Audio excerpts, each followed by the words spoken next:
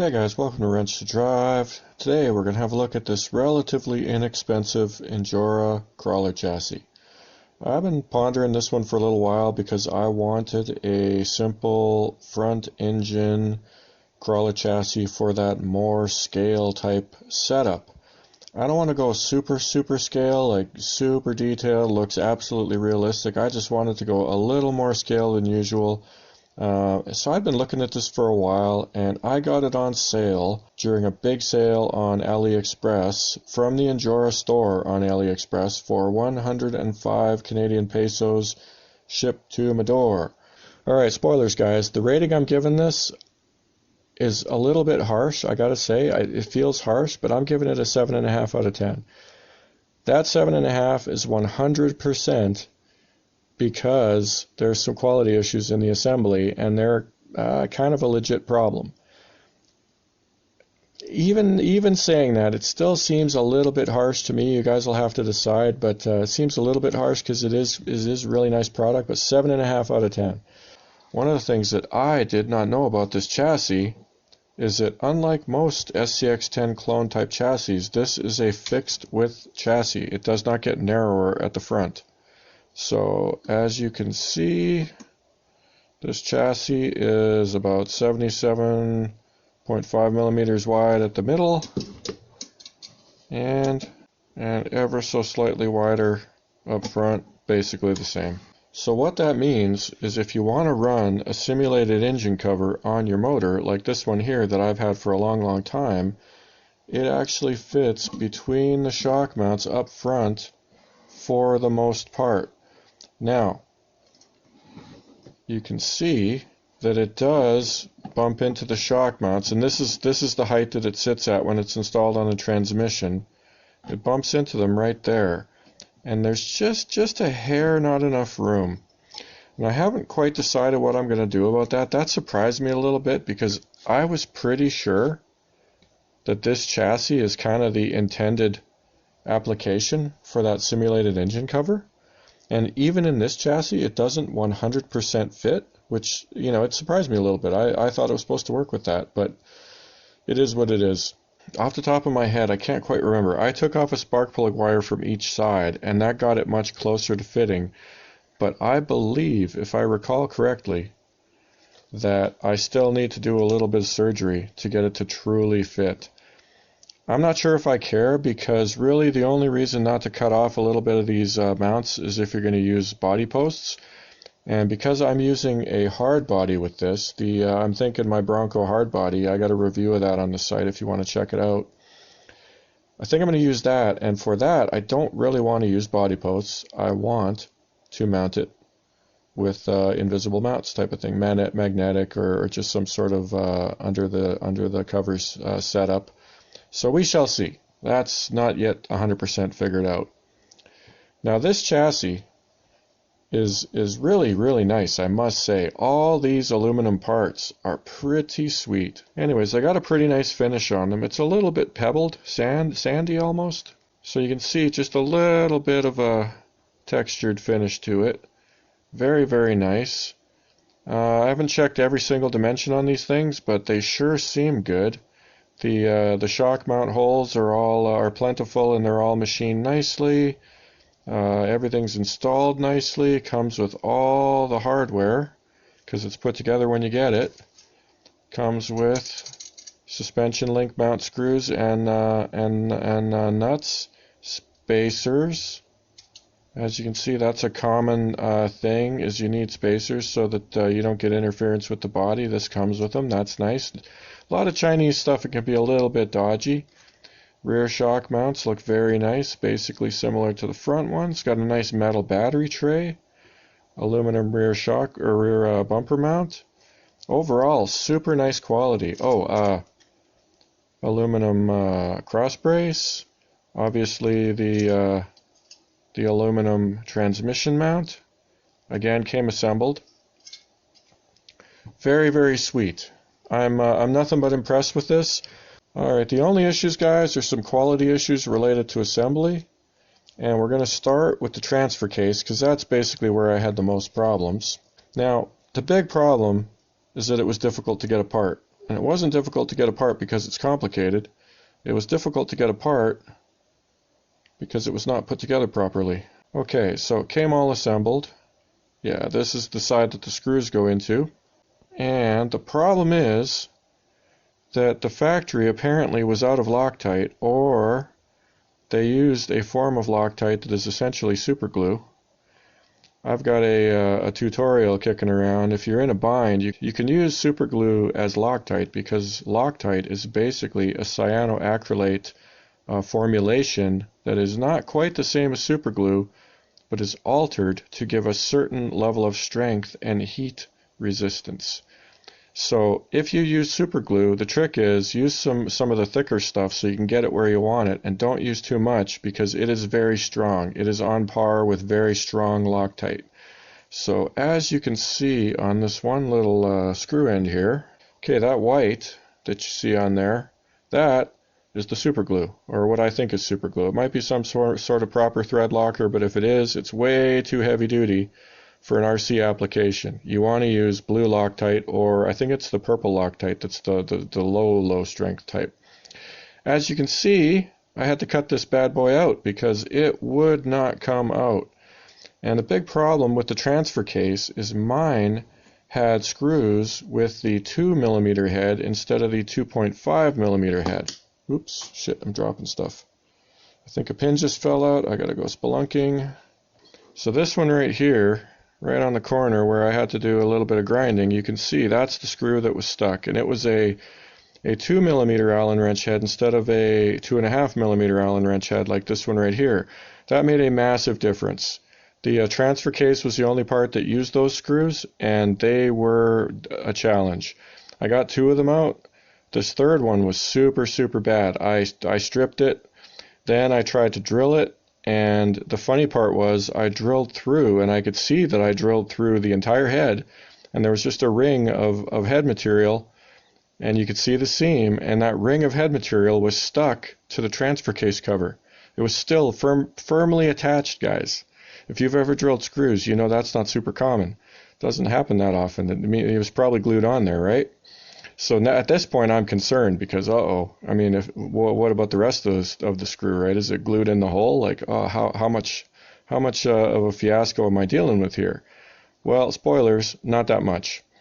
So the only downside is I had to grind off the head of the screw. So you see, there's some scars on the cover here. It's cosmetic. Once you put a screw in there and put it back together, really not that big of a deal. Getting this apart was a bit of a challenge. Now, why would I do that? Well, I wanted to take a look inside and make sure there was enough grease. Now, throughout this entire thing, I would say there was enough grease that it's probably going to be okay and run for a reasonably long length of time without any problems. If you're like me, you like lots of grease. There was not lots of grease. There was like barely enough grease. So I'm happy I took it apart. Now, the bright side to this transfer case, and I don't want to lose these pins again, so I'm going to learn my lesson. Try to make sure I don't lose them. Okay. Now, the first thing you'll notice about this thing when you take it apart, the chassis, this transfer case is like really heavy. Like you pull it out and you go, oh my goodness, why is this thing so heavy? Seems like it's aluminum. You almost start to think it's steel. Brass gears. Pretty sweet. Now, these transfer cases are quite pricey. I was always wondering why they were so expensive. Like, they're well over $20 Canadian, which is a lot for 3 gears and a case. Like, that seems pricey to me. Well, brass gears, that's why. Expensive, because brass is not the cheapest way to make a gear. So the upside, this transfer case assembled properly should be very, very durable. I don't expect this to wear out. I'm going to grease the crap out of it. It should be beautiful. Now, the other thing I did not see documented anywhere, notice this gear and this gear are the same size. I believe, if I recall correctly, I counted 32 teeth. This gear on the outside is 28 teeth. And what that means is that the setup you have here gives you the option for this. This is a one-sided shaft, so it only pokes out the front, and that gives you overdrive to the front wheels, right? So this gear's turning, this gear turns more times because it's smaller.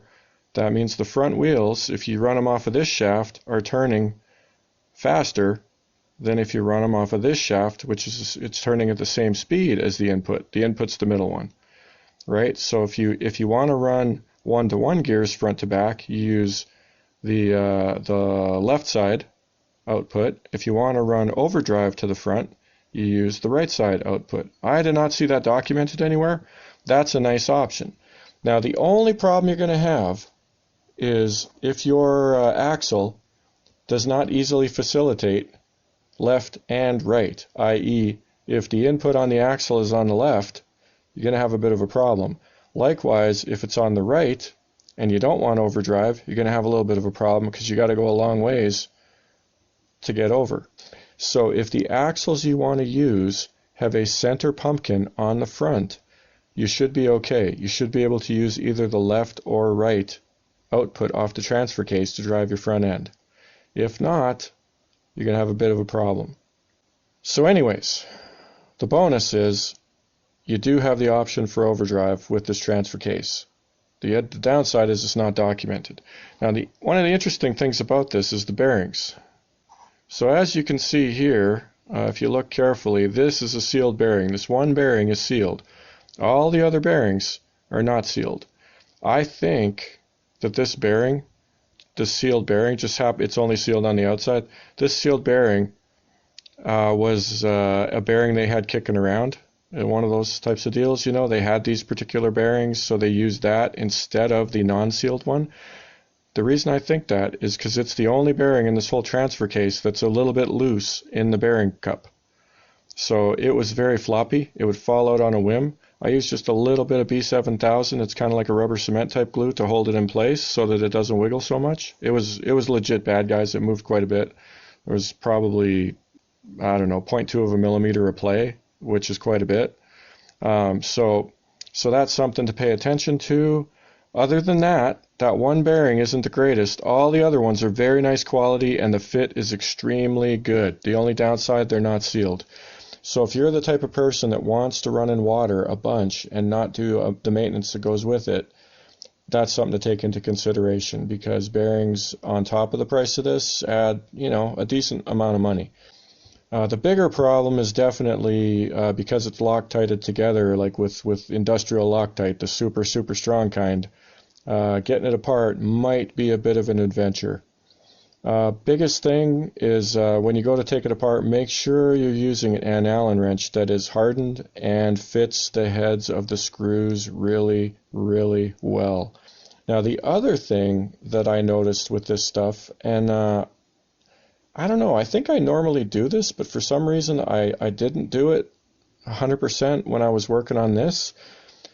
And it sprung into my mind, and I don't think I've ever mentioned it, but pro tip, when you're dealing with Loctite, especially the really strong kind, once you get that screw to crack, it could still be quite tight as you proceed to spin it out. Well, what you do is turn it a turn, maybe 2 turns, then tighten it back up those 2 turns, then back it out again, and it should be much looser. You're just breaking up some of that Loctite, and then, you know, when you go to thread it out the rest of the way, it'll just be much smoother. There'll be a lot less resistance. Now, for the record, these screws that I would recommend using are 5.3 millimeter head. The ones that were in it were button head. These are socket head, and those are the type that you want to use. And these are M3 screws with a 2.5 millimeter end, right? So you need a 2.5 millimeter Allen wrench, and they are an M3 screw. All of the big screws holding stuff together in this were M3. Now the transmission, I'm going to talk about. I'm going to show some pictures. Hopefully I get this right. I have not run one of these before. This is a 2-speed transmission. There's also a single-speed version. This is a planetary setup. So you can only use one size pinion with this, and I'll put a picture of the pinion with the number of teeth, because off the top of my head I do not remember what the tooth count is. Now what that means is the pinion is actually surrounded by 3 gears, and those 3 gears then turn a central shaft.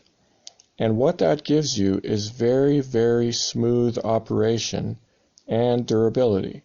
So this should be a really, really good transmission. And as you can see in the pictures, the quality looks really, really good. I literally couldn't find a single thing to complain about overall quality-wise. The only issues I had was with assembly and the bearings. Same old story. Now the transmission did not have the same problem as the transfer case. It had two sealed bearings for the output side, but the funny thing was that one of them was installed backwards, so the sealed side was in, and the other one, the other sealed bearing, was installed in the wrong bearing spot. It was installed in an internal bearing location, not the outward-facing bearing location. So typically what you want to do is use your sealed bearings to keep water out of whatever you're running. You don't need sealed bearings on the inside, because on the inside there is typically just grease.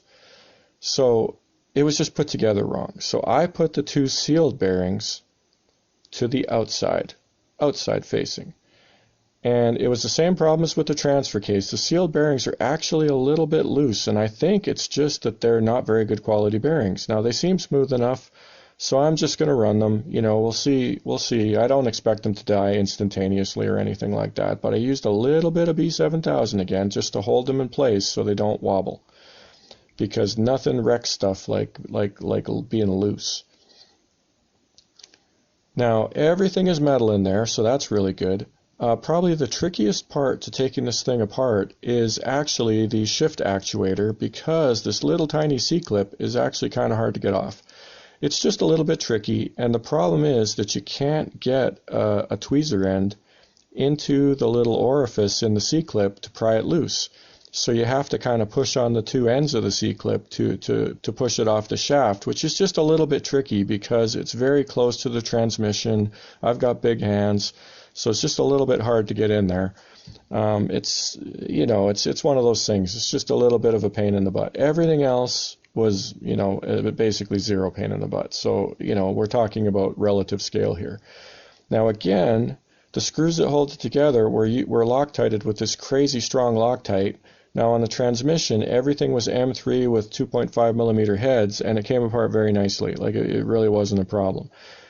But they were really tight, guys. So, with Chinese hardware, it takes very little play for bad steel to strip a head, right? So beware. It's definitely a cause for concern. To me, the transmission definitely was a little light on grease, but there was grease in there. And with these metal gears, I'm very doubtful that there would be any major problems. But one of the things you'll see in comments is people commenting about these transmissions not being super smooth. Now, the interesting thing is that in my world, with RC transmissions, typically you are not expecting a refined setup where you can shift gears on the fly. That's just asking too much of one of these little transmissions. Typically they don't have fancy gears like in a real transmission. They have fairly basic stuff, and with essentially like squared off ends in your drive dog being clicked in and out of actuated state. If you do that when the thing's turning, you're definitely risking damage. I mean, if everything was hardened and super high quality, probably low risk, right? It's going to last quite a while, even if you're being mean to it. But if the metal is not super awesome, which is often the case with Chinese stuff, sadly, well, you're asking for trouble. My advice is always, always, always with RC stuff, don't shift on the fly. It's a bad idea.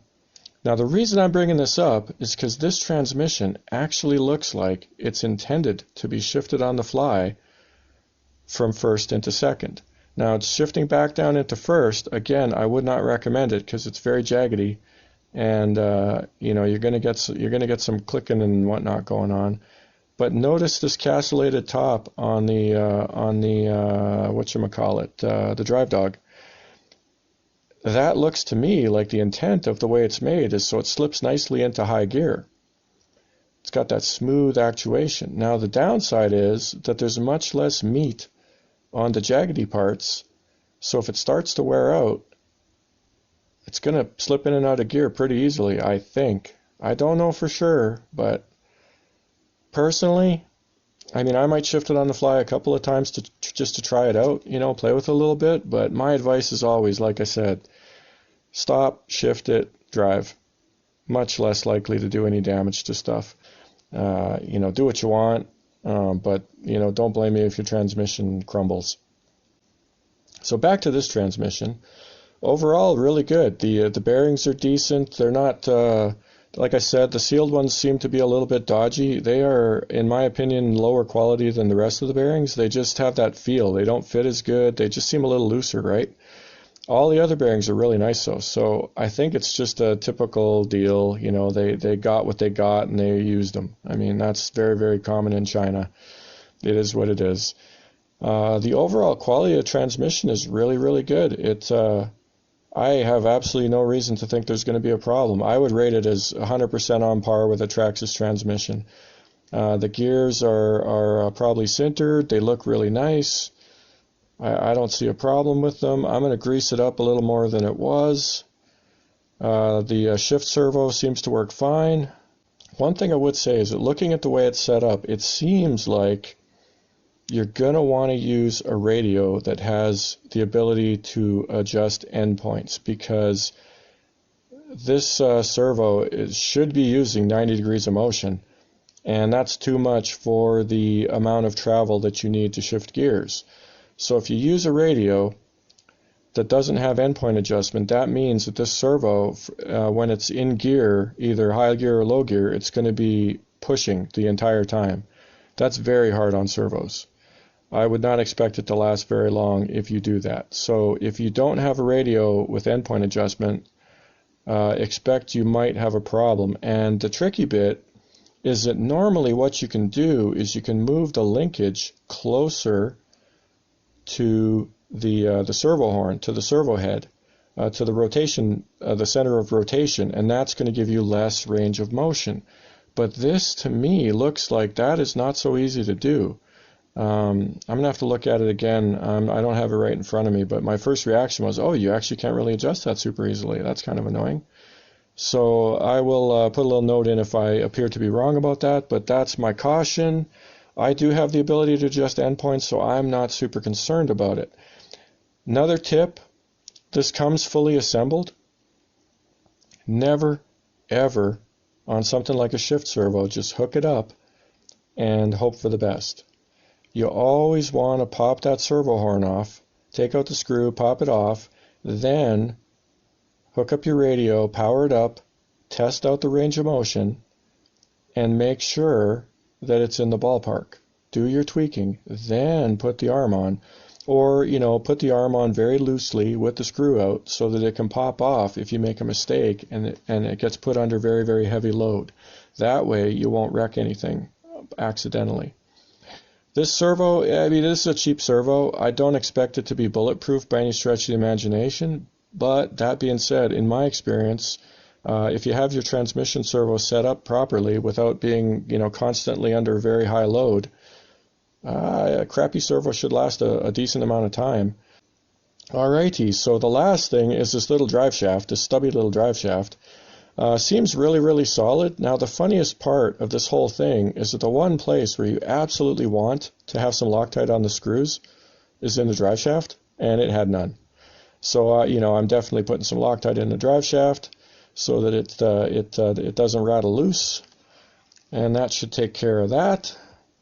Everything else about this looks awesome. I have obviously not installed links or shocks or anything like that. I would be very, very, very surprised if there's any problems. It came with shock mounting screws, which is really nice. It came with some spacers, came with a pinion gear. It looks really good, guys. And like I said, I got it on sale for $105 Canadian. Screaming good deal. That's really cheap. It's usually the transmission and transfer case and little drive shaft is about $85 Canadian. And then the completed chassis with the transmission and transfer case and little center drive shaft is usually about 130 to 140 Canadian. So 105 was a really good deal. That's why I decided to pull the trigger. When I get this all put together in a crawler, I will follow up for sure if there are problems. If everything works awesome, it'll probably just be a review of whatever crawler I build, and not much in terms of follow-up except to say that it's all good. Overall, this chassis is pretty heavy, so if you're into crawling and you like that heavy, that weighted feel, that realistic weight, this definitely helps. Now, most of this stuff I'm pretty sure is cast aluminum, so it's not super heavy, but those brass gears in the transfer case are legitimate. They got to be 100 grams. They're pretty heavy. It's very noticeable. It's one of those things. You notice how heavy that transfer case is, and your head goes, why is this so heavy? It's not night and day heavier, not like if it was brass, but it is definitely heavier than if it was plastic. So if you're looking for heavier, this is definitely going in the right direction. If you're looking for brass heavy, like lots and lots of brass, this is definitely not quite that. But if you put on a bunch of axle brass and whatnot, I think you're going to get the effect that you're looking for the most part. So, alright guys, so that's it. As I said at the outset, 7.5 out of 10. Am I being too generous? Should I be hitting it harder because of that heavy-duty Loctite that they used to put this together? I don't know. Mine, it was definitely not an insurmountable obstacle, but that one that I had to drill out and then grind out, that was definitely annoying. So if that would really, really, really, really upset you, slap a comment and let me know if that 7.5 is being too generous. In my world, custom RC stuff and definitely stuff out of China, you kind of have to expect to be prepared to do a little bit of work because it's usually not perfect.